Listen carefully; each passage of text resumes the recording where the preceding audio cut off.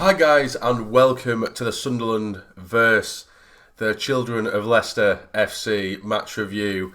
No, we obviously did play the Leicester under 23s, I think it was, or under 21s. Now, in all honesty, I wasn't going to make a review for this game, even if we drew or won or whatever. But because we lost, of course, I don't want people to think I'm just backing out of making a match review, so I'm going to do it.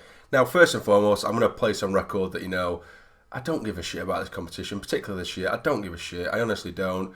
But what I do care about is performances. I care about seeing players that we don't usually get to see in the first team and the young lads that are coming through and what have you. And don't get me wrong, although we did lose by 2-1 to the Leicester City under 21s or 23s, whatever it is,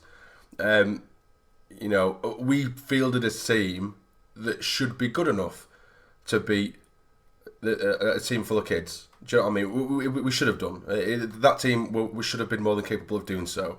That's my problem.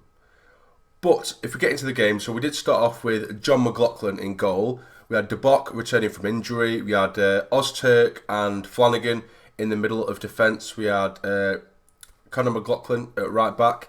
Ledbitter in midfield with McGeoch. We had Maguire on one side, Watmore on the other. And then up top, we had McNulty and Kimpioka. So on paper, for me, that looked like, although it's a bit of a mixed match team in it, it's a bit of a mess, really. It still looks like a relatively strong side for the opponents that we are coming up against. Now, what I noticed and what was a main sort of theme throughout the game, and I do understand this tactic that I would put my mortgage on.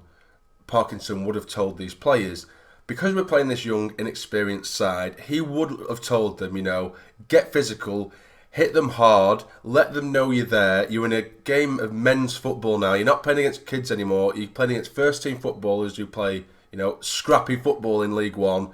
You're in for a game here.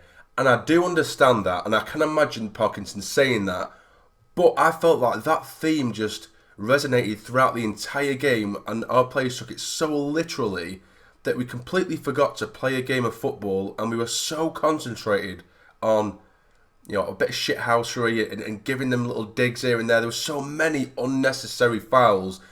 Ozturk, although he does give a foul away, most games he plays anyway, he was wrestling their striker to the ground constantly.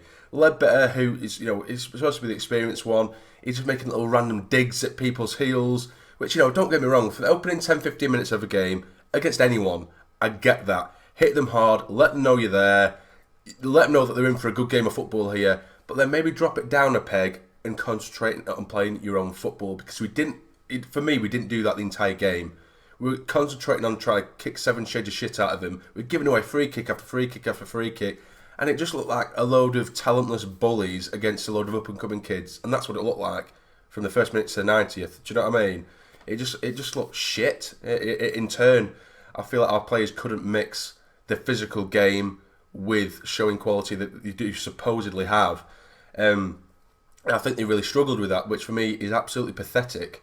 The players on the pitch should have been able to beat this side. And, of course, they are a Premier League side. Of course, it's the youth side of the Premier League side, and they will have some talented players in there. And they did have a couple of recognisable faces in there, and they definitely did have some talent. I was definitely impressed with a good 2 or 3 of their players.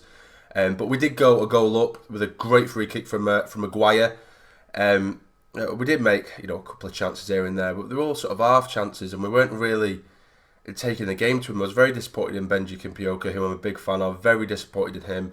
I felt like McNulty should have shown a little bit more as well. I felt Benji, to be fair to him, there was a lot of high pressing and he was chasing balls down like there was no tomorrow, which normally McNulty is associated with. I don't feel like he really did that as much as we usually see, maybe because Benji took that off his plate, I don't know.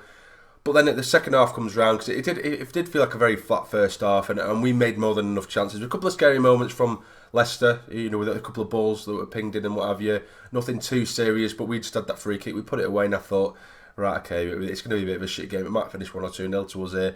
But they come out flying. Conor McLaughlin gave away a penalty, which was just so pathetic. It was just such a stupid... It's just Conor McLaughlin all over, because I think he's shite anyway. Conor McLaughlin, but he's just wrestled this young lad to the ground. Of course, he's young, they're all bloody young, but he's wrestled this lad to the ground. When I think he was pretty well covered, really. He did cut inside Conor McLaughlin, but I think there was another 2 defenders around him who he would have to take on after Conor McLaughlin, but he's decided to wrestle him to the ground and give away a penalty. What a dickhead. So anyway, of course, they scored the penalty. Not long later, just a few minutes later, they get a second. So and that's kind of the way it went. And since then, since that second goal, they did pretty much sit back and play on the counter-attack more so.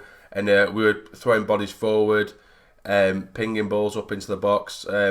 I do have to say as well, Ozturk did come off. I completely forgot to mention that. Ozturk did come off eventually anyway with an injury, and Jordan Willis did come on. McGee did come on late on as well, as did Will Grigg.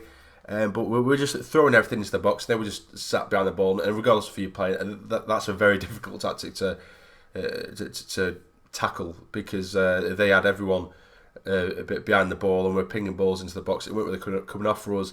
Although in the sort of 91st minute, a ball did get swung in, and it found Ledbetter at the back post. Completely open goal, completely free.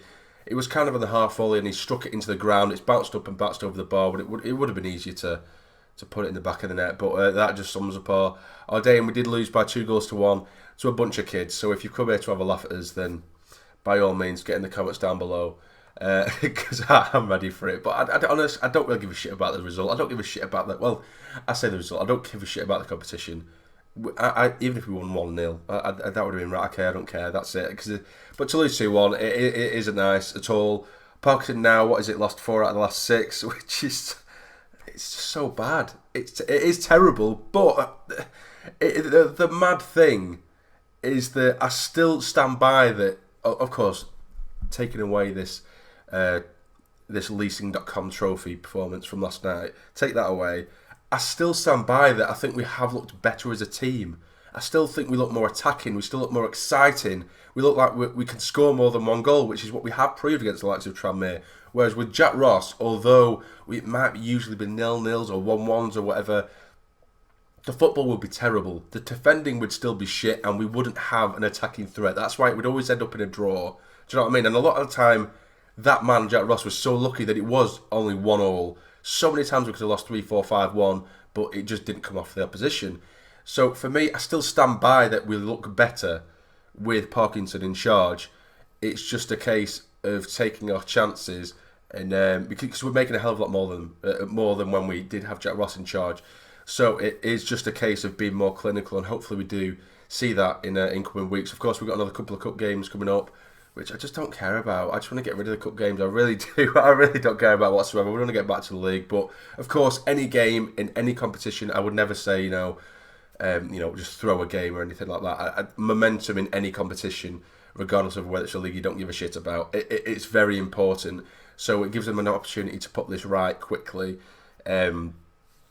But yeah, the performance on a whole was terrible last night. The likes of McGee, who we hadn't seen for a while, he looked poor. And I've been a fan of McGee for a while, but he just looked like Bambi on ice. He couldn't keep hold of the ball. It was just bobbling away from him all the time. He couldn't string a pass together. Ledbetter was very, very disappointing for me.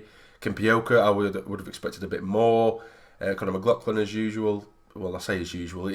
He's either bang average or he's frigging terrible, Conor McLaughlin. Do you know what I mean? It's one of the two, and last night he was frigging terrible. That were it. De Bock didn't look great, just coming back from injury. He really didn't look fantastic. He looked very shaky throughout. But yeah, it's a bad day at the office, but hopefully we can get back to it. And we shall see what happens this weekend in the Cup against Gillingham.